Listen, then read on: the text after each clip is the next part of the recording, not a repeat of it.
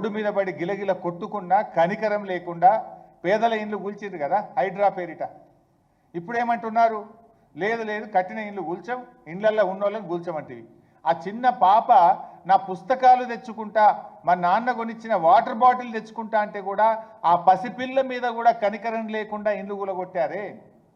ఆ పాపానికి బాధ్యుడెవడు? ఆ చేసిన అన్యాయానికి ఎవరికి శిక్ష వేయాలో నిర్ణయించండి. ఇప్పుడేమంటున్నారు, లేలే మేము ఇక కొత్తవి కూల్చాము అంటున్నారు, ఏదో డేట్ పెడతాము అంటున్నారు. మరి కూల్చిన వాటి సంగతి ఏంటి? వాళ్ళు కట్టిండ్రు, డబ్బులు కట్టిండ్రు. పే దెమ్ ద కంపెన్సేషన్ ఇచ్చినా వాళ్ళు పడ్డ క్షోభ, వాళ్ళు పడ్డ బాధ, వాళ్ళు అనుభవించిన నరకమైతే పోదు కదా. తక్కువ బాధన?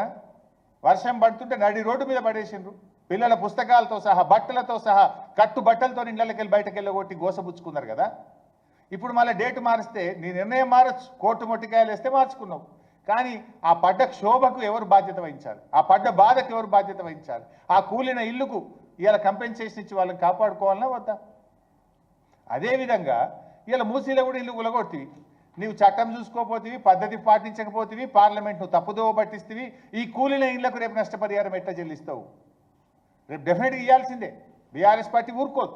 ఎందుకు ఈ తొందరపాటి దుందుడుకుడు చర్యలు? ఆగమాగం చేసి ఇవాళ రాష్ట్రం పరువు తీస్తున్నావు, పేదల ఉసురు పోసుకుంటున్నావు.